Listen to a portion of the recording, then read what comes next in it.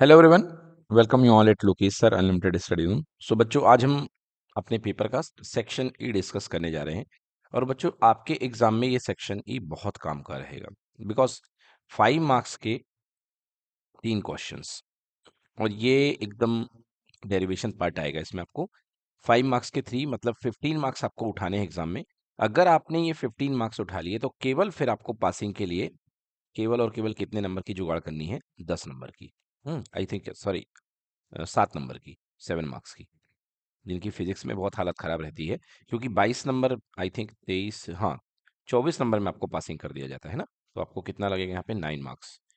तो 10 ही मान लो आप उसको। तो 9 मार्क्स आपको अलग से उठाने हैं, और ये 15 मार्क्स आपको लेने ही लेने पड़ेंगे अगर आपको एग्जाम अच्छे से क्लियर करना है, क्योंकि 5 मार्क्स वाले बहुत ही लिमिटेड क्वेश्चन है, और इसमें एक बार में फ्लो बनता है और आपको मार्क्स पूरे मिल जाते हैं। चलिए पहला क्वेश्चन देखते हैं। An electric dipole is held in a uniform magnetic field E, uniform electric field E, such that it axis make an angle theta with E. मतलब एक यूनिफॉर्म इलेक्ट्रिक फील्ड है, और इसके साथ एक डाइपोल रखा गया है जो कि किसी पर्टिकुलर एंगल थीटा पे है। तो आपको यहाँ पे एक डाइपोल रख देना है इस तरीके से, और ये डाइपोल देखिए आपका कितना एंगल बना रहा है? इसके साथ थीटा एंगल बना रहा है। क्लियर कि नॉट क्लियर? डाइपोल मीन्स ये माइनस क्यू है और ये प्लस क्यू। तो बच्चों, इस तरीके से आपने यहाँ पे डाइपोल एक प्लेस कर दिया है। Show that the dipole does not undergo any translatory motion. पहली चीज तो ये आपको शो करनी है कि भैया शो करो कि यहाँ पे डाइपोल ट्रांसलेटरी मोशन में नहीं जाएगा, है ना। तो बेटा, ट्रांसलेटरी मोशन में क्यों नहीं जाएगा डाइपोल? शुरुआत में किस में है बेटा? ये रेस्ट में है। और अगर नेट फोर्स अगर बाद वाला भी जीरो हो जाएगा, अगर F इक्वल टू जीरो हो जाएगा, तो कोई एक्सेलरेशन प्रोड्यूस नहीं होगा, because F equal to zero होने पर mass into acceleration equal to zero. So A equals to कितना? जीरो। और जब एक्सेलरेशन जीरो हो जाएगा मतलब चेंज इन वेलोसिटी नहीं होगा, तो अगर डाइपोल रेस्ट में था तो रेस्ट में ही रहेगा, मोशन में था तो मोशन में ही रहेगा। तो यहाँ इनिशियली रेस्ट में था। तो देखिए क्या होगा बेटा, यहाँ पे आपको फोर्स की बातें दिखानी है कि एक फोर्स आपका बैक साइड लगेगा, that is equals to q into E. Direction के लिए हमने अपोजिट कर दिया। और एक आपका फॉरवर्ड फोर्स लगेगा, that is equals to q into E. Clear की नॉट क्लियर? है ना। आप यदि चाहें तो मैथमेटिकली इसको माइनस क्यू लिख सकते हैं। अब यदि बात करेंगे नेट फोर्स की, तो q E plus minus q E add होकर के क्या दे देगा? आपको जीरो दे देगा। इस तरीके से ये नेट ट्रांसलेटरी मोशन नहीं करेगा। एक पार्ट तो इसमें आपको ये लिखना पड़ेगा कि कोई ट्रांसलेटरी मोशन नहीं होगा। ठीक है। तो 1 मार्क्स आपको इसके मिलेंगे इस बात को करने के। यदि आपने ये लाइन छोड़ दी है तो 1 मार्क्स आपके कट जाएंगे। अब कह रहा है hence derive an expression for the torque acting on at specify its direction. तो टॉर्क की डायरेक्शन भी लिखनी है, देखिए यहाँ पे याद रखिएगा। ओके। तो जो चीजें आप छोड़ देते हैं वही चीज इसमें पूछी गई है कि टॉर्क का डेरिवेशन तो करो, साथ ही साथ आपको इसकी डायरेक्शन भी बतानी है। आइए करते हैं, देखिए किस तरीके से आपका ये डेरिवेशन हो जाएगा। ठीक है। ये देखिए, सबसे पहले आपको लिखनी है क्या यहाँ पे? कंसिडरेशन लिखना है आपको। तो we have consider an electric dipole which consist of the two charges plus q and minus q with effective length आपकी 2a होती है, place in an electric field making an angle theta. तो यहाँ पे आपने एक इलेक्ट्रिक डाइपोल ले लिया है, ये इलेक्ट्रिक फील्ड के साथ जो है थीटा एंगल बना रहा है। ओके। यस, तो इलेक्ट्रिक फील्ड जो है अप साइड में इन लोगों ने कन्वे कर दिया है कुछ इस डायरेक्शन में। ये इलेक्ट्रिक फील्ड आपका इधर की डायरेक्शन में कन्वे कर दिया है। और डायरेक्शन ऑफ डाइपोल जो होती है वो नेगेटिव टू पॉजिटिव होती है, तो ये हो गई इसकी डायरेक्शन। और ये बन गया बेटा आपका एंगल थीटा। क्लियर? हम्म ये कंसिडरेशन लिख दिया। अब इसके बाद हम लिखते हैं force on the plus q charge पे। प्लस क्यू चार्ज पे फोर्स कितना लगेगा बेटा? F equal to q E लगेगा। और माइनस क्यू चार्ज पे फोर्स कितना लगेगा? F equal to minus q E. मतलब इसकी डायरेक्शन जो हो जाएगी फील्ड के अपोजिट हो जाएगी। क्लियर की नॉट क्लियर? अब यदि हम नेट फोर्स निकालते हैं तो दोनों फोर्स जो हैं ऐड होकर के क्या बना देंगे? जीरो बना देंगे। Net force equals to zero मतलब एक्सेलरेशन जीरो हो जाएगा। क्लियर? अब नेट फोर्स जीरो हो जाएगा तो एक्सलेशन जीरो हो जाएगा, मतलब no translatory motion. So as the net force on the electric dipole in uniform electric field is zero, hence there will be no translatory motion. ये देखिए यहाँ पर ये लाइन लिखना बहुत जरूरी था। ओके। No translatory motion. तो ट्रांसलेटरी मोशन तो होगा नहीं, मगर देखिए यहाँ पर दोनों ही फोर्सेस एक डिफरेंट लाइन ऑफ एक्शन पे काम कर रहे हैं, और क्या जनरेट कर रहे हैं? एक टॉर्क जनरेट करेंगे। यस, दोनों ही फोर्सेस जो हैं ठीक है ना। यस, टॉर्क जनरेट करेंगे। तो टॉर्क का हमको डेफिनेशन लिखना पड़ेगा। Now these two equal and opposite forces on a dipole form a couple. तो दोनों फोर्सेस क्या जनरेट बनाएंगे, कपल बनाएंगे। Couple which exert a torque. अब टॉर्क की वैल्यू क्या होती है, force into perpendicular distance between the forces. यहाँ पे आप लिख सकते हैं torque is equals to either force, क्योंकि दोनों इक्वल होते हैं, ठीक है ना, तो चाहे आप किसी को भी लिख लें। आइदर फोर्स का magnitude into perpendicular distance between two forces. Okay, two forces forming couple. तो कपल बनाने वाले दो फोर्सेस का आपको क्या करना है, यहाँ पे दोनों के बीच की डिस्टेंस। तो either of the force equals to q E, magnitude लेना है, एंड दोनों के बीच की distance all you know 2a sine theta किस तरीके से आता है, पता है ना आपको बच्चों। ये एक्चुअली 2a होता है, इसके बीच का एंगल ये भी थीटा बन जाता है। तो दोनों फोर्सेस के बीच की डिस्टेंस अपन लोग ये ले लेते हैं x। ओके, सो ये हो गया theta. So sine theta is equals to perpendicular upon hypotenuse, perpendicular is equals to 2a, sorry x, and hypotenuse equals to 2a, so x becomes 2a sin theta। Clear बच्चों। So ये बन गया p into two a sine theta, q into two a को, sorry q into two a sine theta, q two a को merge कर लिया और e sine theta को बाहर कर लिया। All you know electric dipole moment p is equals to होता है q इंटू दोनों चार्जेस के बीच की दूरी 2a। सो ये बन गया p e साइन थीटा, और वेक्टर फॉर्म में आप इसको क्या लिख सकते हो, torque equals to p cross e। Torque equal to p cross E. Clear. मतलब देखा जाए तो इसकी direction right hand screw rule से दी जाएगी, और ये दोनों p और e को कंटेन करने वाले प्लेन के परपेंडिकुलर होगी। क्लियर कि नॉट क्लियर। तो यहाँ पे p भी इसी प्लेन में है, और इलेक्ट्रिक फील्ड भी हमारे इस प्लेन में है। तो जो डायरेक्शन जाएगी बेटा, वो परपेंडिकुलर जाएगी, मतलब दूसरे प्लेन में जाएगी। Clear. So direction will be perpendicular to both vector p and vector e। So torque is the direction of torque is perpendicular to both p and e, and its direction can be given by right hand screw rule. कौन से direction से दे सकते हो आप, right hand screw rule. मतलब p को e की तरफ रोटेट करो। तो यदि मैं यहाँ पर इसके डायरेक्शन की बात करूं इसी क्वेश्चन में, तो देखिए p इस तरीके से जा रहा है, और ई कहाँ जा रहा है, ऊपर की ओर जा रहा है। तो आप अपने हाथ को लीजिए, राइट हैंड को, और उंगलियों को पी से ई की तरफ रोटेट करिए। तो देखिए आपका अंगूठा बाहर की ओर आ रहा है, आ रहा है। हाँ, तो ये आपका अंगूठे की डायरेक्शन है। तो आपका जो डायरेक्शन बनेगी बेटा, वो अकॉर्डिंग जेड एक्सेस बनेगी इस पोजीशन पे, है ना। अगर आपका जेड एक्सेस बाहर की ओर है, तो आपका जो टॉर्क बनेगा बेटा, वो आउटसाइड द प्लेन जनरेट होगा। बट यहाँ पे आपको केवल इतना लिखना है कि the direction of torque is given by right hand rule and it is perpendicular to both p and E. Clear बच्चों। चलिए नेक्स्ट पार्ट डिस्कस करते हैं। अगला पार्ट इसमें क्या कह रहा है, a dipole is aligned parallel to the electric field. Okay, शुरुआत में बेटा डाइपोल जो था पैरेलल था।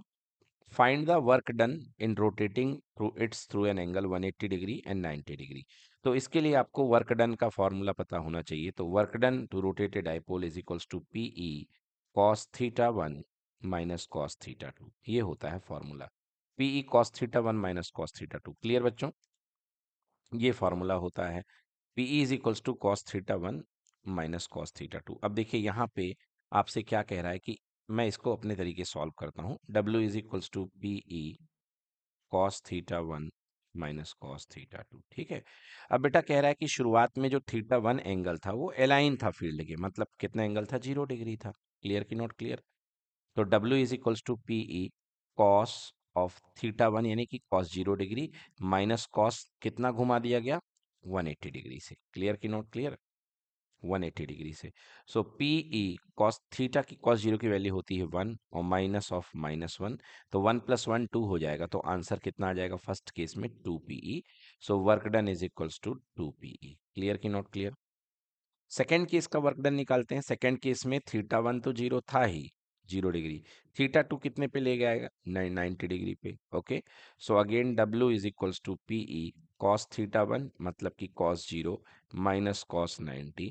बेटा कॉस 90 की वैल्यू कितनी हो जाएगी, 0 हो जाएगी। So P E cos 0 equal to 1 minus 0 हो गया। तो आंसर कितना हो जाएगा यहाँ पे, equals to P E E. Clear. So work done is equals to PE, या stored energy equal to PE. तो यहाँ पे वर्क डन के फॉर्म में पूछा गया है। So answer equals to first का 2 पीई, सेकंड का p E. Done.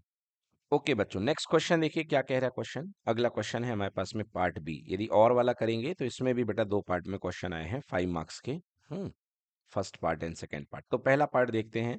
A parallel plate capacitor of capacitance C is connected to a battery, explain how the plates of the capacitor acquire equal and opposite charges. बेटा question क्या कह रहा है कि एक parallel plate आपके पास में कैपेसिटर है। ये देखिए हमने एक पैरेलल प्लेट कैपेसिटर ले लिया जिसका कैपेसिटेंस सी है।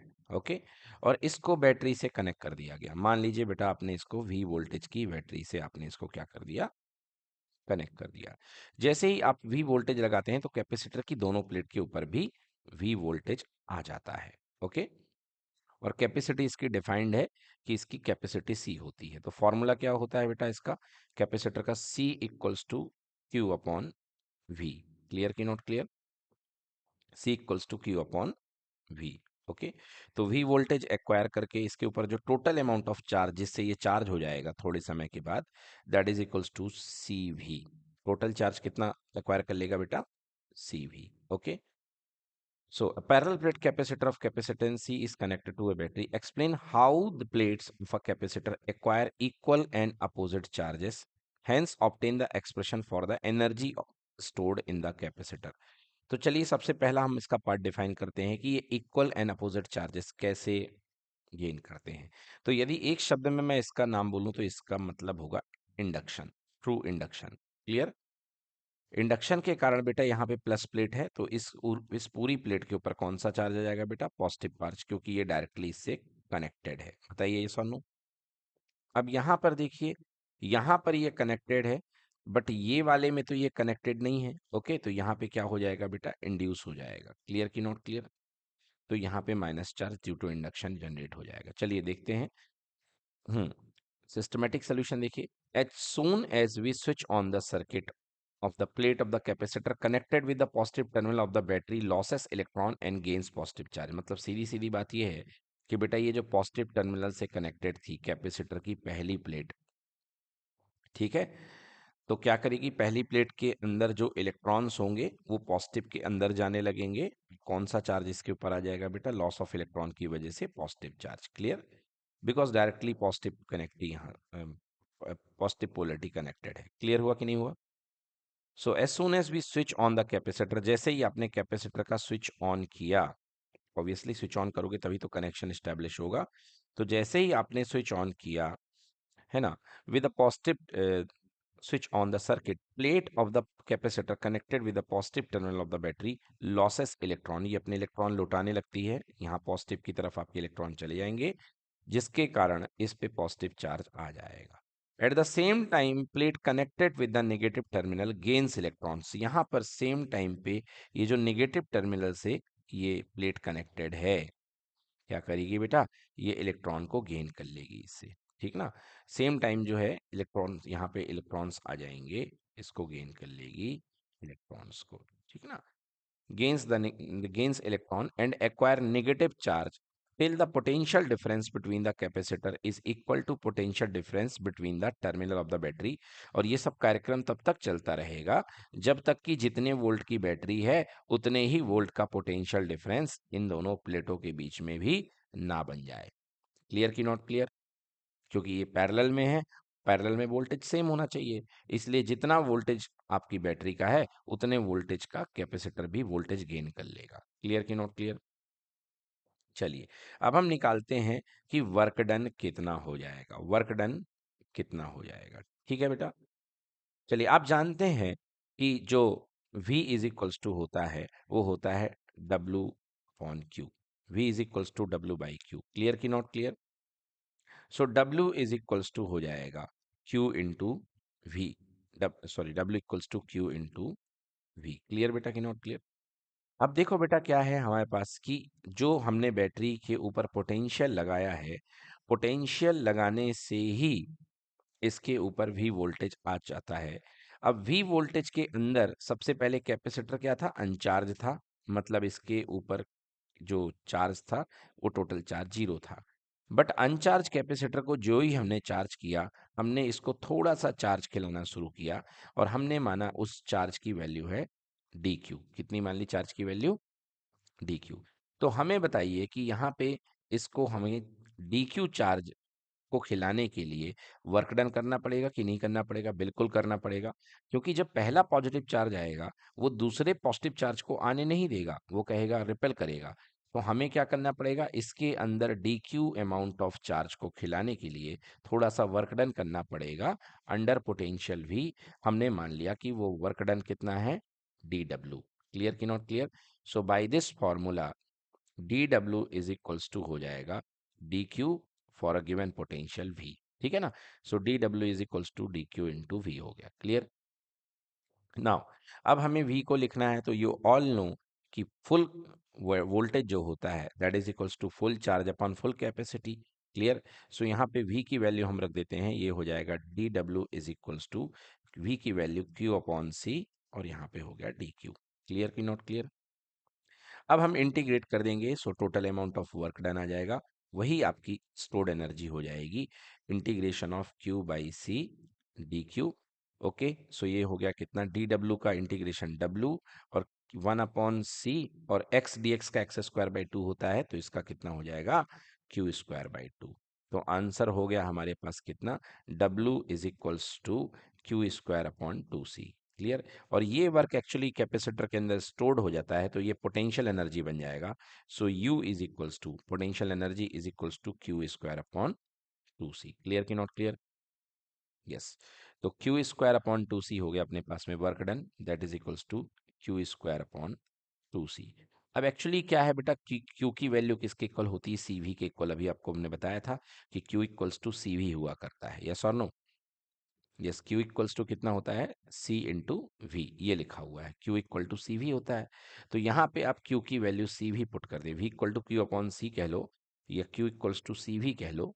ओके, तो आप यहाँ पे क्यू की वैल्यू पुट कर दें, so U is equals to कितना हो जाएगा बेटा, C square V square upon two C, एक सी से एक C cancel, that is equals to half C V square. Clear हुआ कि नहीं हुआ? अब इसी हाफ सी वी को आप 1/2 सी वी इंटू वी करके भी लिख सकते हैं, लिख सकते हैं कि नहीं लिख सकते हैं? सो ये बन जाएगा बेटा 1/2, ये क्या हो जाएगा, क्यू, और ये बन जाएगा वी। तो ये तीन डेरिवेशंस आपके बहुत इंपॉर्टेंट हैं, इनको अब तो आपको डायरेक्ट याद करना है ना? यस, इन्हें नोट कर लीजिए, u equal to half C V square also. Okay, चलिए चलिए बच्चों, देखते हैं नेक्स्ट पार्ट इसका क्या कह रहा है क्वेश्चन।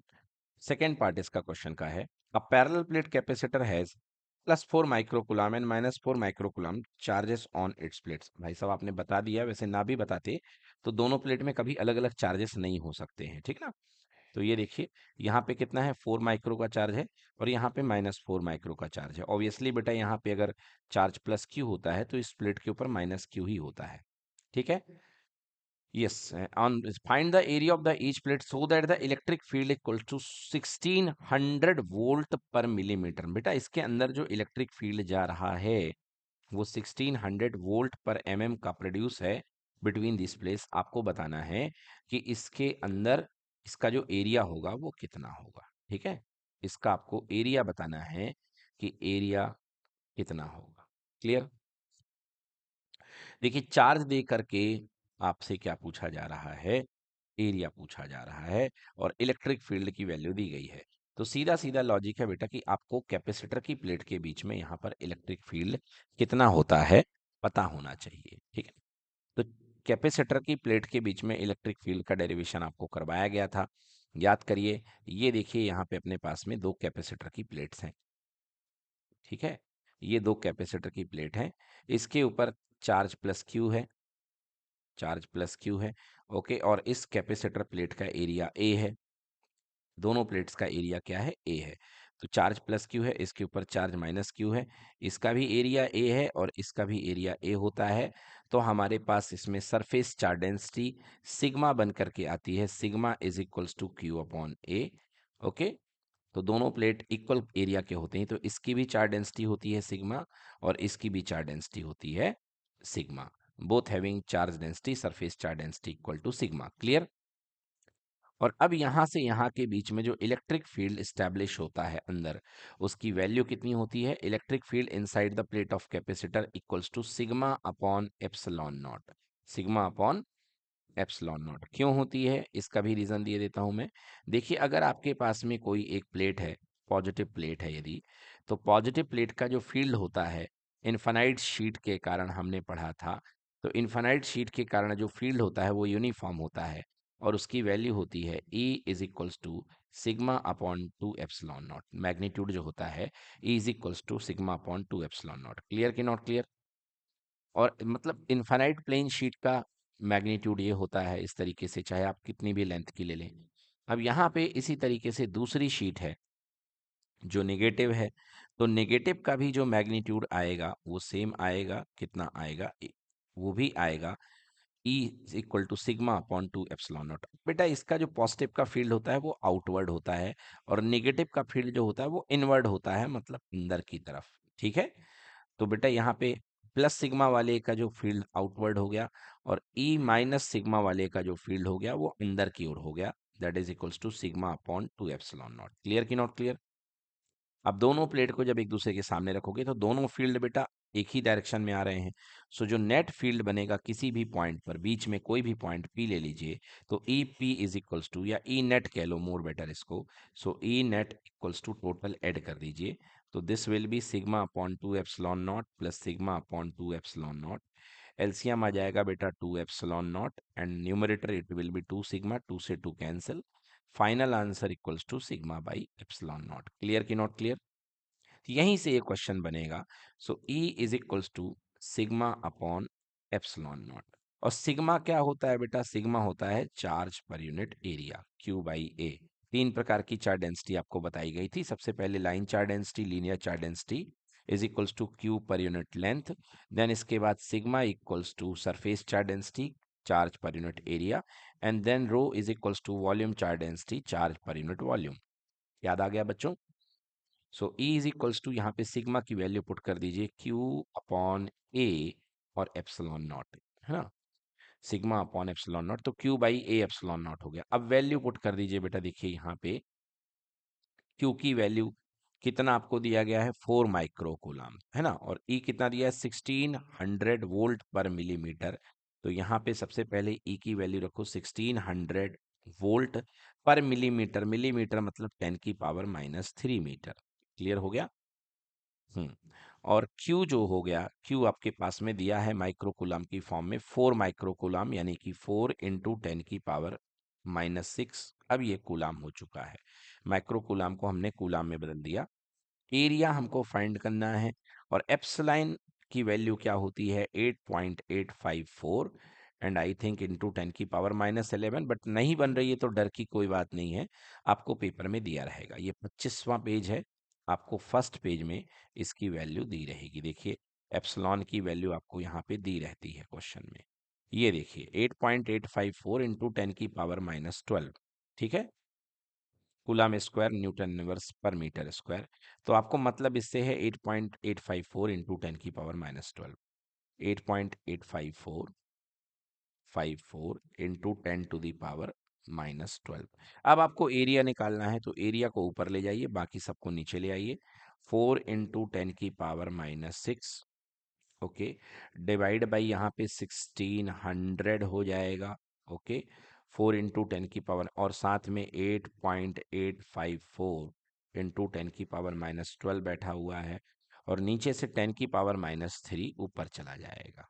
क्लियर हो गया? ये सब कुछ लिख दिया हमने, कुछ छूटा तो नहीं? नहीं छूटा। ठीक ना? अब देखिए 10 का पावर माइनस 6 और माइनस 3 हो गया माइनस का 9, तो ये बन गया 4 इंटू 10 की पावर माइनस 9।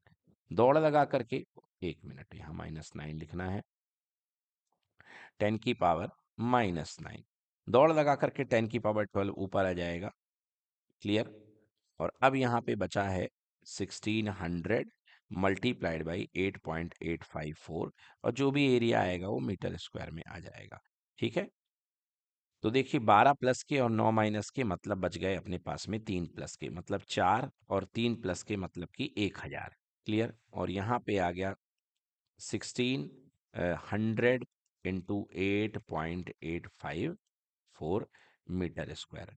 2 जीरो से 2 जीरो आप कैंसिल कर सकते हैं, यहाँ पे आपने 2 जीरो से 2 जीरो कैंसिल कर दिया। क्लियर? आपके पास में बच गया कितना? 10 इंटू 4, तो 4 4 जा 16 हो गया यहाँ पे आपके पास में। तो ऊपर अल्टीमेटली आपके पास में बच गया 10, और नीचे आपके पास में 4 × 8.854, ठीक है, मीटर स्क्वायर। आप यहाँ तक इसको छोड़ सकते हैं यदि आपको 1 मिनट, ऊपर 10 बचा है, राइट। अब आप चाहें तो 10 से 4 को 2.5 बार कैंसिल कर सकते हैं, ठीक है ना। तो यहाँ से आपने कैंसिल कर दिया, तो ये कितने बार आ जाएगा, 2.5, या आप 5/2 भी लिख सकते हैं, ठीक।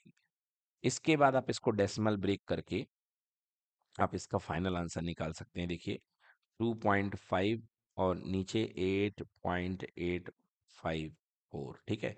तो यदि आप इसको ब्रेक करेंगे तो ऊपर यहाँ पे चले जाएंगे 3 डेसिमल्स, क्लियर, और नीचे यहाँ पे आ जाएंगे 1 डेसिमल, तो जो जीरो कैंसिल हो गया, तो ऊपर बन गया 2500 और नीचे बन गया 8854। मतलब ये बात पक्का है कि एरिया जो है काफी कम आ रहा है, 0 समथिंग में एरिया आपका आएगा, क्लियर है। हाँ, तो चलिए आंसर मैच कर लेते हैं एक बार। ये देखिए, जैसा कि हमने कहा आंसर में एरिया आएगा 0 समथिंग, तो 0.28 आंसर आएगा। अब ये कैलकुलेशन ऐसी आप लास्ट मोमेंट के लिए छोड़ दिया करिए, इसको एकदम से करने की जरूरत नहीं है, ठीक है ना। तो इसको एकदम से करने की जरूरत नहीं है, इसका आंसर आ जाएगा 0.25, ठीक है बच्चों। यस बच्चों, यदि बहुत ही जल्दी हो तो ऐसे क्वेश्चन को करने के लिए ऐसा सोचा करिए, अगर बहुत जल्दी हो, बिल्कुल टाइम जा रहा है, तो आप इसको ऐसे लगाइए अप्रोक्सीमेटेड। अब मैं आपको तरीका बता रहा हूँ, देखिए देखिए यहाँ पे डायरेक्ट डिवीजन तो जाएगा नहीं, नीचे वाला बड़ा है ना, 8 में है, 888 में है, तो पहले ही लगा लो 0 पॉइंट। अब ये देखो कि अगर आप 8 1 जा 8 करोगे, 8 2 जा करोगे तो 16 करोगे, ओके। 8 × 2 करोगे कितना आएगा, 16। 16 आ गया अपने पास में। अब 8 3 जा करोगे तो बेटा 24 हो जाएगा। मत बेटा, अकेला 8 तो है नहीं, ये साथ में ये भी है, तो ये 24 को बढ़ा देंगे और इसको डिवीजन नहीं जाने देंगे, मतलब कितने बार जाएगा, 2 बार। तो इसे आप नियर अबाउट 0.2 मीटर स्क्वायर करके भी छोड़ दो, आपको फुल मार्क्स दे देगा सामने वाला, ठीक है ना। तो ऐसे लॉजिक आपको लगाने पड़ते हैं कैलकुलेशंस में। डन, चलिए 32 क्वेश्चन तो 10th क्लास का क्वेश्चन जैसा आ गया है। फर्स्ट क्वेश्चन है, what is the difference between electric field and magnetic field, ठीक है ना। मतलब ऊपर वाला 2 पार्ट में होगा और नीचे वाला 3 पार्ट में होगा, 2 पार्ट में क्वेश्चन है। तो इलेक्ट्रिक फील्ड और मैग्नेटिक फील्ड में क्या डिफरेंस है। तो electric field imaginary smooth curve होता है अपॉन विच यूनिट चार्ज है ना, unit positive charge can move freely, और दूसरे वाले में upon which unit north pole can move freely, clear. तो एक में यूनिट चार्ज फ्लो करता है, एक में यूनिट नॉर्थ पोल फ्लो करता है। बेटा ये ओपन कर्व होते हैं। ये कैसे कर्व होते हैं, ओपन कर्व होते हैं, मतलब चल करके एक जगह से बंद हो जाएंगे और खुले रहेंगे। और ये कैसे कर्व होते हैं, ये होते हैं क्लोज्ड कर्व। तो एक ओपन कर्व है और एक अपने पास में क्लोज्ड कर्व है, ठीक है। आइए डिफरेंस देख लेते हैं। तो difference between electric field and magnetic field 1 marks का दे रखा है, ओके। हम्म चलिए तो कर देते हैं। देखिए फर्स्ट, इलेक्ट्रिक फील्ड कौन प्रोड्यूस करता है, पहली बात प्रोडक्शन की कर ली, तो produced due to stationary charge particle, इनको स्टेशनरी चार्ज पार्टिकल प्रोड्यूस किया करते हैं इलेक्ट्रिक फील्ड को। And produce due to moving charges, इसको मूविंग चार्ज पार्टिकल प्रोड्यूस करता है। बिल्कुल सही बात है, हमने पहली क्लास में बताया था कि फूल है तो खुशबू देगा ही, अगर रुका हुआ स्टेशनरी चार्ज है तो क्या प्रोड्यूस करेगा, इलेक्ट्रिक फील्ड। और अगर रुका हुआ नहीं है, तो फूल है तो खुशबू देगा ही, तो इलेक्ट्रिक फील्ड तो रहेगा ही, साथ ही साथ में क्या जनरेट करेगा, मैग्नेटिक फील्ड। क्लियर की नॉट क्लियर। और अगर एक्सेलरेट कर रहा है, अगर u 0 के इक्वल नहीं है, साथ ही साथ एक्सेलरेट कर रहा है, मतलब एक्सेलरेशन प्रेजेंट है, तो चार्ज अगर एक्सेलरेट कर रहा है तो इलेक्ट्रिक फील्ड, मैग्नेटिक फील्ड और साथ ही साथ में इलेक्ट्रोमैग्नेटिक वेव। क्लियर की नॉट क्लियर। तो एक्सेलरेटेड चार्ज जो होगा इलेक्ट्रोमैग्नेटिक वेव भी प्रोड्यूस करेगा, yes. Electric field influence electric charges, ये क्या करता है, इलेक्ट्रिक चार्जेस पे को इन्फ्लुएंस करता है, उन पर फोर्स लगाता है। और मैग्नेटिक फील्ड में किस पर फोर्स लगता है, दे इन्फ्लुएंस मैग्नेटिक मटेरियल। फिर हमने कहा electric field they do not form close loops, ये ओपन लूप बनाते हैं। इलेक्ट्रिक फील्ड के लूप क्या होते हैं, ओपन लूप, यस। और यहाँ पर जो लूप होते हैं मैग्नेटिक लाइंस ऑफ फोर्सेस के, कैसे होते हैं, क्लोज्ड लूप होते हैं। क्लियर की नॉट क्लियर। तो ये क्लोज लूप हुआ करते हैं, डन। चलिए बच्चों, देखिए अगला क्वेश्चन है force on a moving charge in a uniform electric and magnetic field से। ये वाले टॉपिक से आया है कि फोर्स जो है मूविंग चार्ज पार्टिकल पर कैसा लगेगा, ठीक है ना। तो आइए मूविंग चार्ज पार्टिकल पर लगने वाला फोर्स देखते हैं क्या कह रहा है क्वेश्चन। देखिए, briefly explain the condition under which a particle charge q है, मास एम है, moving through a magnetic field B with a velocity v. देखो भाई, सारी चीजें दे दी गई हैं यहाँ पे। आपके पास में एक चार्ज पार्टिकल है। क्वेश्चन नंबर 32 का सेकेंड पार्ट हम डिस्कस कर रहे हैं। क्वेश्चन नंबर 32 का सेकेंड पार्ट। यहाँ पे जो चार्ज पार्टिकल है, इसका मास कितना दे दिया गया है, m दे दिया गया है। चार्ज पार्टिकल का जो चार्ज है बेटा, वो आपको कितना दे दिया गया है, q दे दिया गया है, ठीक है ना। चार्ज पार्टिकल का चार्ज q है, मास m है, और ये एक moving through a magnetic field, आपको एक यूनिफॉर्म मैग्नेटिक फील्ड b दे दिया गया है, ठीक है। क्योंकि बी है, कांस्टेंट है, तो एक यूनिफॉर्म मैग्नेटिक फील्ड बी में, और इसकी जो स्पीड है, जो वेलोसिटी है, वी वेलोसिटी से इसको मूव किया जा रहा है, ठीक है। कह रहा कंडीशन बताइए। फर्स्ट कंडीशन है, condition describe a circular path. तो आपको हमने बताया था कि चार्ज पार्टिकल सर्कुलर पाथ कब डिस्क्राइब करता है, जब इस पर सेंट्रीपिटल फोर्स लगेगा, और सेंट्रीपिटल फोर्स लगने के लिए इसे मैग्नेटिक फील्ड के परपेंडिकुलर आना चाहिए। तो फर्स्ट कंडीशन है when B is perpendicular to v. Clear. जब बी जो होगा वी के परपेंडिकुलर होगा, तो इस पर परपेंडिकुलर, इस पर सेंट्रीपिटल फोर्स लगेगा। तो बच्चों एक बार फिर से रिपीट करिए। यहां पर बोला गया है कि एक चार्ज पार्टिकल है जिसका चार्ज क्यू है, इसका मास एम है, और इसकी वेलोसिटी वी है, ठीक है ना।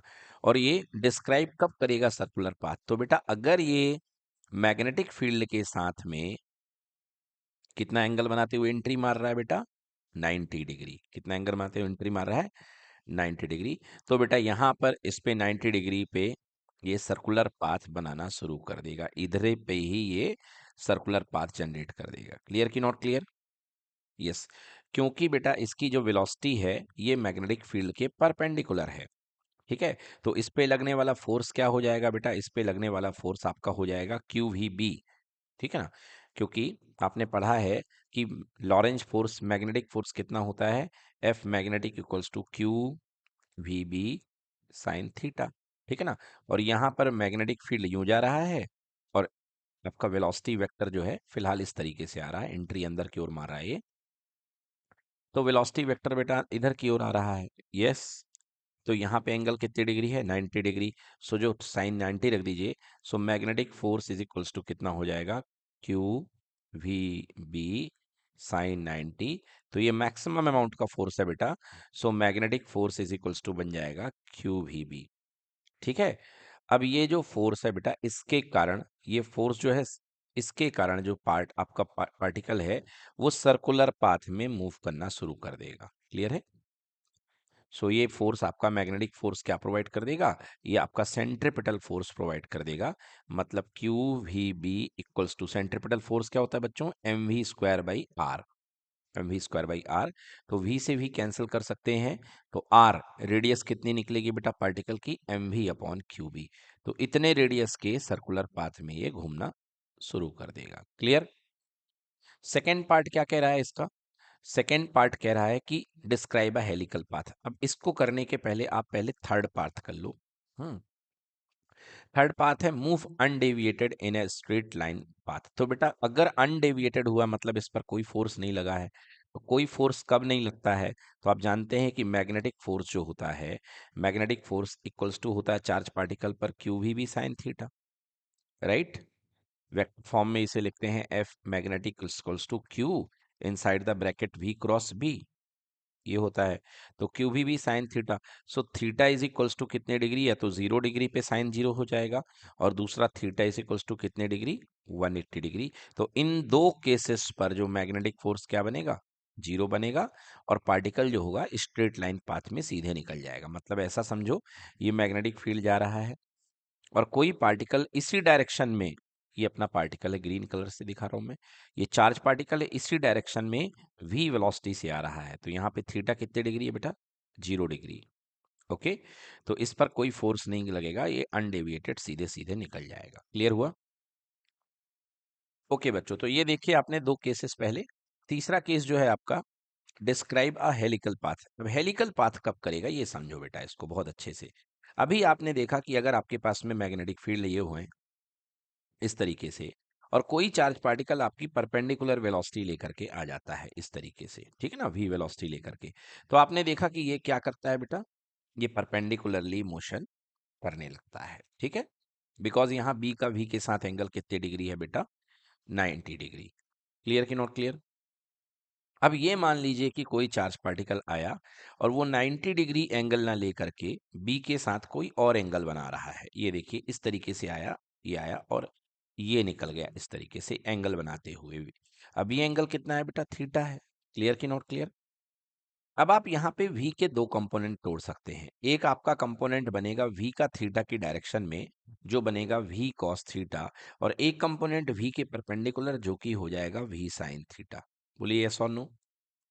अब देखिए ये जो कंपोनेंट है v sin थीटा, ये बिल्कुल यही काम करेगा, सर्कुलर मोशन का काम करेगा, क्योंकि ये b के परपेंडिकुलर है। बताइए यस और नो। तो v sin थीटा क्या कराएगा बेटा, इसको परपेंडिकुलर पाथ में, सर्कुलर पाथ में रोटेट कराएगा। तो देखिए इस तरीके से ये इलेक्ट्रॉन को या चार्ज को सर्कुलर पाथ में इस तरीके से रोटेट कराने की कोशिश करेगा। क्लियर की नॉट क्लियर? यहाँ पे ये सर्कुलर पाथ में रोटेट करेगा। क्लियर की नॉट क्लियर? ओके। मगर बेटा जो v cos थीटा है वो क्या देगा, वो हॉरिजॉन्टल मूवमेंट देगा, जिसके कारण ये सर्कल तो बनेगा मगर ये सर्कल आगे की ओर बढ़ता भी जाएगा। यस, तो ये पाथ इस तरीके से बनेगा, इसको बोलते हैं हम लोग हेलिकल पाथ। ओके, तो ये पाथ आपका बनेगा हेलिकल पाथ। तो हमने तीन कंडीशन पढ़ ली देखा जाए तो। सबसे पहले हमने पढ़ी theta is equals to 90 degree. 90 degree में जो पार्टिकल होगा वो क्या परफॉर्म करेगा, आपका सर्कुलर मोशन परफॉर्म करेगा। क्लियर हुआ? सीधा सीधा circular motion. Theta equals to 0 degree या 180 डिग्री में ये क्या परफॉर्म करेगा बेटा, लीनियर मोशन, सीधे सीधे निकल जाएगा, undeviation, undeviated. Okay, without any deviation ये सीधे सीधे निकल जाएगा। क्लियर की नॉट क्लियर? एंड थर्ड बेटा जो थीटा इज इक्वल्स टू, वो थीटा 0 और 180 पे ये अनडेविएटेड निकल जाएगा। एंड जो थर्ड केस है जिसमें ये मैंने आपको बताया, other than, you can write it other than 0 degree, 90 degree और 180 डिग्री, इन तीनों केसेस को छोड़ करके अगर किसी भी एंगल पे आप इसको फेंकेंगे तो आपको हेलिकल पाथ मिलेगा। कैसा पाथ मिलेगा, हेलिकल पाथ। समझ गए ना, इस तरीके की आपको स्प्रिंग टाइप की स्ट्रक्चर बनेगी। चलिए इसका डिटेल्ड सोल्यूशन देख लेते हैं।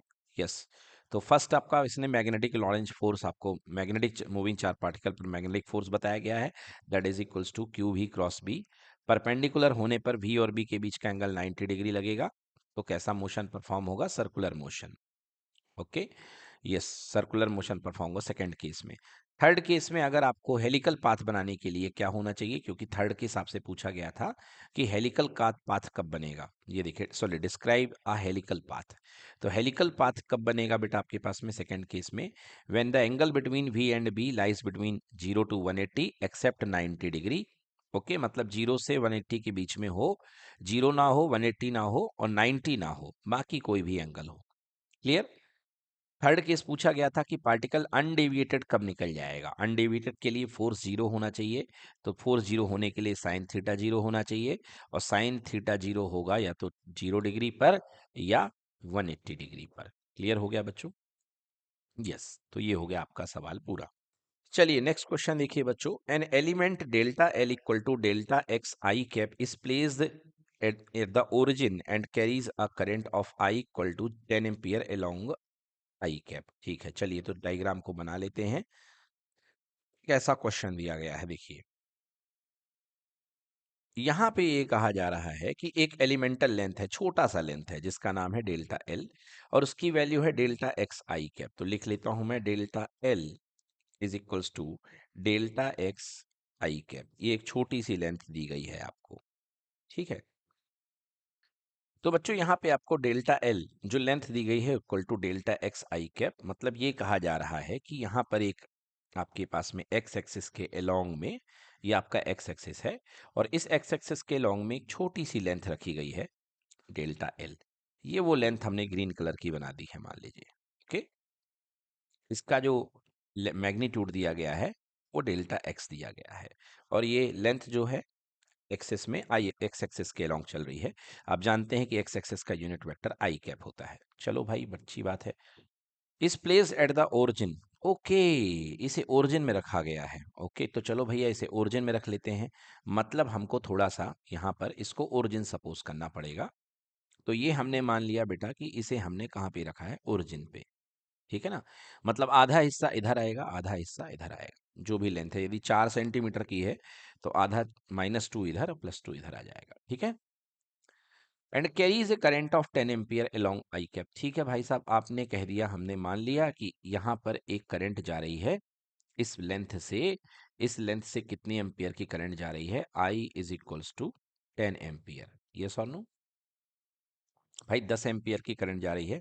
Find the magnitude and direction of the field, magnetic field at a distance of 1.0 metre on Y axis. आपको बताना है कि यहाँ पर magnitude and direction of magnetic field कितने पर, at a distance of 1 metre on Y axis.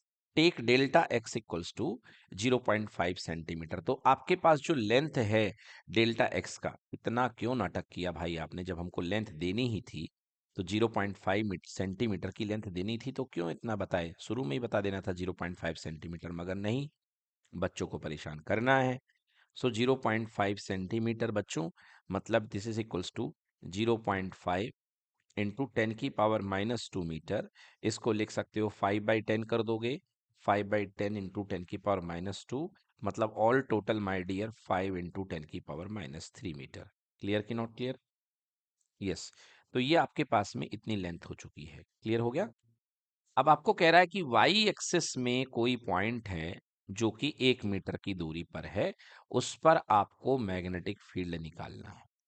Okay, Y axis पर कोई पॉइंट है, वाई एक्सिस पर कोई पॉइंट है जो कितनी दूरी पर है, 1 मीटर की दूरी पर है। मतलब यहां से लेकर के यहां तक की जो डिस्टेंस है, that is equals to 1 metre. ठीक है ना, और आपको निकालना है यहाँ पर, इस पर मैग्नेटिक फील्ड निकालना है। ठीक है, चलिए, तो एक बहुत ही छोटा हमारे पास लेंथ सेगमेंट है जिसकी 5 mm का है, बहुत ही छोटा है, ये 5 mm है। इसके कारण आपको निकालना है मैग्नेटिक फील्ड। अब देखिए ये एंगल कितना दिख रहा है बेटा, ये एंगल आपको दिखना है 90 डिग्री। क्लियर कि नॉट क्लियर? हम्म, ये हो गया हमारा dl, जिसको हम लोग डेल्टा एल बोलते हैं, और ये डिस्टेंस हमारी हो गई r। dl से r लेंथ पर ये डिस्टेंस है। क्लियर? चलिए, बायोट सेवर्ट साहब की याद आ रही है। बायोट सेवर्ट को बुलाए थे यहाँ पर कि भाई आप कैसे हमारी मदद करेंगे। सो ऑल यू नो बच्चों कि बायोट सेवर्ट छोटे से लेंथ सेगमेंट के कारण होता है। dB इज इक्वल्स टू, है ना, μ0/4 pi I D L sine theta upon r²। ये होता है इसका मैग्नीट्यूड। क्लियर कि not clear? So D D L equals to μ0 I D L sine theta upon r²। तो यहाँ पे इसकी हम वैल्यू रखते हैं dB की, dB फाइंड करते हैं। So D B is equals to, जैसा हमने कहा, μ0/4 pi I D L sine theta फॉन में r²। तो μ0/4 पाई की वैल्यू आप जानते हैं होती है 10⁻⁻7 होती है। क्लियर? आई का वैल्यू यहाँ पर आपको करंट कितनी दी गई है, 10 एम्पियर की करंट दी गई है, तो करंट रख दीजिए 10 एम्पियर, 10 एम्पियर। ओके, जो लेंथ आपको दी गई है बेटा इस सेगमेंट की, जिसका करंट कंडक्टर है, इसकी लेंथ दी गई है 5 इंटू 10⁻³ मीटर। यस और नो? तो यहाँ पे पुट कर दें 5 इंटू 10⁻³ dl हो गया। साइन थीटा बेटा कितना हो गया, साइन 90। ओके, क्योंकि एंगल देखिए डीएल और आर के बीच का एंगल कितने डिग्री है, 90 डिग्री। याद होगा जब आपको डेरिवेशन कराया था, तो यहाँ से यहाँ ये हम लोग डीएल लेते थे, और यहाँ से यहाँ तक की डिस्टेंस को हम क्या लेते थे, आर लेते थे, और ये एंगल थीटा लेते थे। याद है कुछ? सो ये एंगल अपने पास में फिलहाल कितना दिया गया है यहाँ पे, इस केस में 90 डिग्री। ओके, सो यहाँ पे साइन 90 हो गया। आर कितना है बेटा, 1 मीटर की बात है, 1 मीटर का स्क्वायर कर दिया। ओके, कोई फर्क पड़ने वाला नहीं है। चलिए, तो 7 और 3 हो गए 10, 7 और 3 माइनस के कितने हो गए, 10। और एक प्लस का 10 तो हो गया बेटा 10⁻⁹, मतलब आंसर बन गया 5 × 10⁻⁹ और यूनिट क्या होगी? टेस्ला। तो करेक्ट आंसर हो गया 5 × 10⁻⁹ टेस्ला। चलिए चेक करते हैं, बिल्कुल सही फॉर्मूला, और सॉल्व करने पर 5 × 10⁻⁹ टेस्ला। अगर आपको डायरेक्शन पूछी जाए यहाँ पे, है ना, तो डायरेक्शन कैसे पूछी जाएगी आपको? तो डीएल क्रॉस आर, मतलब डीएल को आप आर की तरफ रोटेट करिए, है ना। हम्म तो या तो एक तरीका और है कि भाई आपका करंट इस तरफ जा रहा है, आगे की तरफ, तो देखिए आप राइट हैंड रूल से यहां पर मैग्नेटिक फील्ड परपेंडिकुलरली आउटवर्ड आ रहा है, ये आएगा कि नहीं आएगा?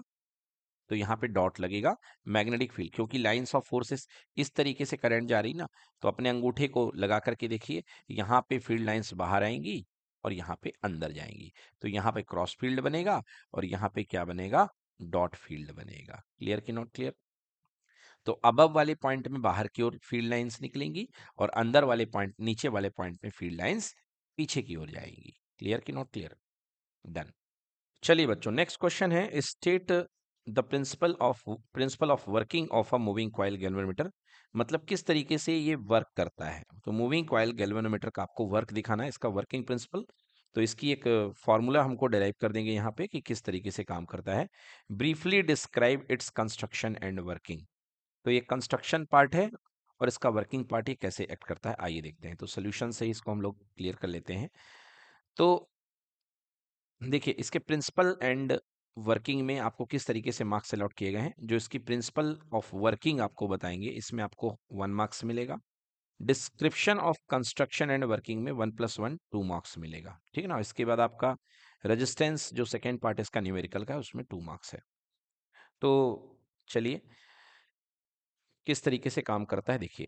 Current carrying coil placed in a magnetic field, इसका जो प्रिंसिपल है वो ये है, ये लिख लीजिए आप लोग, बहुत इंपॉर्टेंट है कि अगर किसी भी करंट कैरिंग कॉइल को अगर आप मैग्नेटिक फील्ड में रखते हैं, ठीक है, ये एक करंट कैरिंग कॉइल है, और अगर आप इसको मैग्नेटिक फील्ड में रखेंगे तो आपको क्या लगेगा? इस पे टॉर्क लगेगा। यस, ये इसमें आपको 1 मार्क्स दिए जाएंगे केवल इतनी सी लाइन पे। So when a current carrying coil is placed in a magnetic field, it experiences a torque. And all you know जो टॉर्क की वैल्यू होती है is equal to BINA sine theta. याद आया बच्चों? या इसी को NIAB साइन थीटा भी बोलते हैं, या कुछ लोग बीना साइन थीटा बोलते हैं। बीना साइन थीटा याद करने में आराम से हो याद हो जाता है। So it is equals to BINA sine theta. Clear? So current carrying coil placed in a magnetic field experiences a torque, ये इसका प्रिंसिपल है एक एक लाइन का। अब बात करते हैं कंस्ट्रक्शन की कि मूविंग कॉइल गैल्वेनोमीटर में क्या क्या होता है। तो मूविंग कॉइल गैल्वेनोमीटर के कंस्ट्रक्शन में it is made up of coil having many turns, तो बीच में इसमें खूब सारे टर्न्स वाली एक कॉइल हुआ करती है जो रोटेट करती है एक फिक्स एक्सिस के अबाउट, ये रोटेट करने के लिए फ्री होती है। इस सिलेंड्रिकल सॉफ्ट आयरन कोर, बेटा इसके अंदर इसकी सेंसिटिविटी को बढ़ाने के लिए, इसकी एफिशिएंसी को बढ़ाने के लिए, अच्छे से इसको काम कराने के लिए एक कोर डाला जाता है सॉफ्ट आयरन का। क्लियर? मैग्नेटिक फील्ड प्रोवाइड करने के लिए यहाँ पे क्या होते हैं? मैग्नेटिक पोल्स होते हैं, जिनको हम रेडियल मैग्नेटिक पोल बोलते हैं, जो आपको पैरेलल मैग्नेटिक फील्ड प्रोवाइड करते हैं। सो कॉनकेव शेप मैग्नेटिक पोल्स, इनको रेडियल मैग्नेटिक पोल्स भी बोलते हैं। क्लियर? एंड स्प्रिंग यहाँ पे लगी होती है, ऊपर पे जो होती है स्प्रिंग लगी होती है, इधर पे यहाँ पे एक स्प्रिंग लगी होती है। अगर कॉइल घूम जाती है थोड़ा सा, तो ये वापस कॉइल को स्प्रिंग अपनी ओरिजिनल पोजीशन पे ले आती है। यस, तो स्प्रिंग टू प्रोवाइड रीस्टोरिंग, मतलब वापस रीस्टोर करना, और इसी को बोलते हैं काउंटर टॉर्क, मतलब जितना टॉर्क ये लगाएगा उल्टा इसका टॉर्क लगा करके स्प्रिंग क्या हो जाएगी? कनेक्ट रहेगी। क्लियर कि नॉट क्लियर? और इसी स्प्रिंग से क्या कनेक्ट रहता है? ऊपर की तरफ पॉइंटर कनेक्ट रहता है, ठीक है ना। ये कॉइल है, यहाँ पे स्प्रिंग लगी हुई है, और इसी स्प्रिंग से क्या कनेक्ट रहेगा? पॉइंटर, ठीक है ना। तो जब कॉइल घूमेगी तो पॉइंटर आगे हो जाएगा, जब सॉरी जब ये कॉइल घूमेगी पॉइंटर आगे हो जाएगा, और फिर स्प्रिंग वापस उसको पीछे ले आएगी खींच करके, ठीक है। यस, तो वापस अपना रिस्टोर हो जाएगा। यस, तो ये पांचों चीजें इसके कंस्ट्रक्शन पार्ट में आती है। इसका डायग्राम आपकी बुक में बना हुआ है, आप लोग बुक से डायग्राम देख लें। अब आइए इसके थ्योरी की बात करते हैं कि किस तरीके से ये काम करता है। आप जानते हैं कि टॉर्क की वैल्यू क्या होती है? बीना साइन थीटा। इस तरीके से यहाँ पर रेडियल मैग्नेटिक फील्ड बनाया जाता है कि जिस समय ये थीटा कितने डिग्री रहे, 90 डिग्री। तो साइन 90 हो जाएगा 1, तो टॉर्क की वैल्यू कितनी हो जाएगी, एन आई बी ए। ये बनेगी टॉर्क की value N I B A. Clear हो गया? हम्म।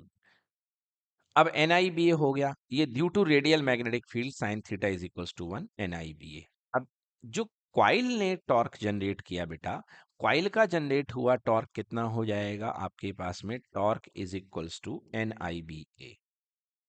ये कॉइल का जनरेट किया हुआ टॉर्क है, गिवन इट नंबर 1। अब दूसरे नंबर पे बेटा, कॉइल के जनरेट किए हुए टॉर्क में ये जो अपनी स्प्रिंग होती है, ये काउंटर टॉर्क लगाएगी। जैसे कॉइल मान लो घूम गई आगे की तरफ, तो ये कॉइल का टॉर्क है, और स्प्रिंग पीछे की तरफ टॉर्क लगाएगी। लगाएगी कि नहीं लगाएगी?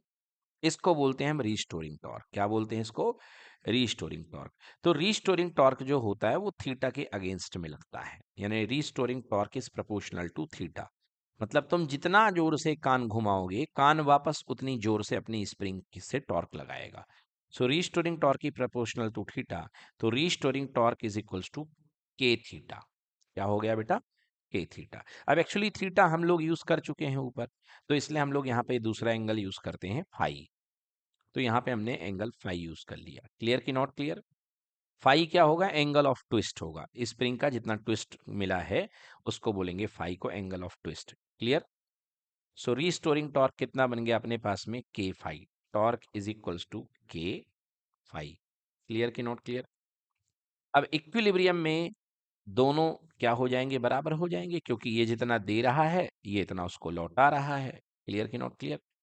सो at equilibrium both are equal. तो इक्विलिब्रियम की कंडीशन आएगी या बैलेंस कंडीशन में, देखिए दोनों क्या हो जाएंगे? आपके इक्वल हो जाएंगे। यस, देखिए बाई 1 एंड 2 ऑन इक्विलिब्रियम जो के फाई होगा वो किसके इक्वल हो जाएगा? BINA k equal. Okay, B I N A sine theta तो 1 हो ही चुका है। तो यहाँ पे जो एंगल ऑफ ट्विस्ट आएगा वो कितना आ जाएगा? देखिए यहाँ पे आ जाएगा, बी कांस्टेंट है, एन भी कांस्टेंट है, नंबर ऑफ टर्न्स कॉइल के अंदर फिक्स है, एरिया भी कॉइल का कांस्टेंट है, के भी कांस्टेंट है। केवल वेरिएबल क्या है? करंट आप बाहर से बदल सकते हो। So B K phi equals to B N A upon K. Clear हो गया? So phi is proportional to I. ये कहलाता है आपका गैल्वेनोमीटर का थ्योरी। ठीक है ना? मतलब जो एंगल ऑफ ट्विस्ट होगा वो करंट के प्रोपोर्शनल होगा। आप अगर करंट बढ़ाते जाएंगे तो एंगल भी बढ़ता जाएगा। ठीक है बच्चों, ये हो गया आपके पास में। कोई दिक्कत? देखिए अगला क्वेश्चन क्या कह रहा है। अगला क्वेश्चन है, a galvanometer of 100 ohm shows a full scale deflection for a current of 10 milliampere. Okay, मतलब बेटा एक गैल्वेनोमीटर है जिसका रेजिस्टेंस 100 ओम है। तो हमको एक्चुअली ये कन्वर्जन वाला क्वेश्चन है। कन्वर्जन हमारे सिलेबस में है, देखिए conversion of ammeter and voltmeter. ये देखिए इस वाले पार्ट से ये क्वेश्चन आ गया है ना? क्या क्वेश्चन है? एक गैल्वेनोमीटर ऑफ 100 ओम, मतलब गैल्वेनोमीटर का रेजिस्टेंस क्या होता है बेटा? जी। जी को हम ले रखे 100 ओम। फुल स्केल डिफ्लेक्शन, बेटा फुल स्केल डिफ्लेक्शन करंट को हम बोलते हैं आई जी। मतलब बेटा अगर गैल्वेनोमीटर से ये करंट फ्लो कर दी जाए तो इसमें पूरा स्केल डिफ्लेक्शन आता है, मतलब पूरे कांटे यहाँ तक हो जाते हैं। कितने मिली एम्पियर है? 10 milliampere. So this is equals to 10 milliampere. How will you convert into a voltmeter of range 0 to 10 volt? तो बेटा आपको जीरो तो होता ही है, आपको 10 वोल्ट रीडिंग का मैक्सिमम आपको बनाना है। क्या बनाना है? वोल्ट मीटर बनाना है। क्लियर की नॉट क्लियर? कैसे कन्वर्ट होगा आपको पता है? वोल्ट मीटर बनाने के लिए किसी भी अपने पास में गैल्वेनोमीटर के साथ सीरीज में हाई रेजिस्टेंस वायर ऐड कर दिया जाता है। क्लियर की नॉट क्लियर? हाँ, 6 to 10 वोल्ट कभी नहीं देगा बच्चों आपको रेंज, हमेशा 0 से 10, और आपको मैक्सिमम देखना है। क्लियर हो गया? So what will be the resistance of the voltmeter so obtained? पहले कह रहा है कि बताइए कि कैसे कन्वर्ट करोगे। तो आप कैसे कन्वर्ट करोगे पहले ये बता दो। और दूसरे नंबर में कह रहा है कि जो टोटल रेजिस्टेंस होगा वो भी आपको बताना है। दो पार्ट में क्वेश्चन है, ठीक है? तो आइए देखते हैं थ्योरी थोड़ा सा, यदि आपको याद नहीं है तो मैं बता देता हूँ किस तरीके से कन्वर्ट होता है बेटा। वोल्ट मीटर, ये गैल्वेनोमीटर होता है बेटा, और इसके साथ एक हम हाई रेजिस्टेंस लगा देते हैं आर। क्लियर की नॉट क्लियर? हाँ। अब देखिए, गैल्वेनोमीटर से जो जाने वाली करंट होती है, फुल स्केल डिफ्लेक्शन करंट क्या होती है? आईजी होती है। ओके। और इसके अक्रॉस में जो टोटल वोल्टेज आपको मिलता है वो क्या मिलता है? वी मिलता है। क्लियर? तो अगर आप इसको वी वोल्टेज की रीडिंग का वोल्ट मीटर बनाना चाहते हैं, क्योंकि सीरीज में है, so V equals to voltage drop on galvanometer plus voltage drop on resistance. Clear की not clear? Yes. So V equal to, ये क्या हो जाएगा बेटा? I G into G plus I G into R, क्योंकि series में current तो same जाएगी। क्लियर की not clear? So V equal to आई जी यहाँ पे ब्रैकेट में आ जाएगा और ब्रैकेट में क्या आएगा? G plus R. तो V upon I G equals to हो जाएगा R प्लस जी या G प्लस आर। आपको चाहिए है R की वैल्यू, कितने का रेजिस्टेंस लगाओगे? तो ये बन जाएगा V अपॉन आई और माइनस का G। ये आ गई आपकी रेजिस्टेंस की वैल्यू। क्लियर हुआ कि नहीं हुआ? तो ये external resistance V upon I minus G, V upon, एक मिनट, यहाँ पे आई जी लिखना था, मैंने गलती से R लिख दिया। So V upon I G minus R, R equals to V upon I G minus G. ठीक है बच्चों? तो ये फॉर्मूला लगेगा, आइए देख लेते हैं सोल्यूशन में, है ना? यस। तो ये देखिए formula, R equals to V upon I G minus G, बिल्कुल सही। तो यहाँ से R की वैल्यू निकाल लीजिए। देखिए यहाँ पे आपको वोल्टेज कितना दे रखा है, आपको 10 वोल्ट की रेटिंग का वोल्टेज चाहिए है। R आपको निकालना है, यहाँ पे 10 वोल्ट है। क्लियर की नॉट क्लियर? जो करंट जा रही थी IG, उसकी वैल्यू आपको कितनी दी गई थी क्वेश्चन में? करंट की वैल्यू आपको दी गई थी 10 मिली एम्पियर। ये देखिए 10 मिली एम्पियर मीन्स 10 इंटू 10 की पावर माइनस 3। क्लियर? 10 इंटू 10 की पावर माइनस 3। और जो जी का रेजिस्टेंस आपको दिया गया था, ये कितना दिया गया था? जी आपको दिया गया था 100 ओम। तो माइनस 100, 10 से 10 कैंसिल हो गया है, ऊपर चला गया 10 की पावर 3, मतलब 1000, और माइनस का कितना? 100। तो आंसर रेजिस्टेंस कितना आ गया? 900। तो मतलब आपको सीरीज में 900 ओम के रेजिस्टेंस को कनेक्ट करना पड़ेगा। यस। सो आंसर हुआ 900 ohm resistance in series. Done. Then इसके बाद एक और बात पूछी गई है कि भैया टोटल रेजिस्टेंस भी बताओ हमें। ये देखो, what is the total resistance system का जो बनेगा, टोटल रेजिस्टेंस क्या होगा? तो यहाँ पर आप क्या कर रहे हैं? कनेक्ट कर रहे हैं सीरीज में। तो एक गैल्वेनोमीटर का रेजिस्टेंस था और एक टोटल रेजिस्टेंस यहाँ पे ये आर लगाया। तो आर कितना आया बेटा? 900। और गैल्वेनोमीटर का रेजिस्टेंस कितना था? 100। यस और नो? तो नेट रेजिस्टेंस सीरीज में ऐड हो जाएगा, that is equals to G plus R, यानी कि 100 प्लस 900 कितना आ गया बेटा? 1000 ohm. Okay, that is also called 1 kilo ohm. चलिए चेक कर लेते हैं। तो yes, answer equals to 1000 ohm. Done.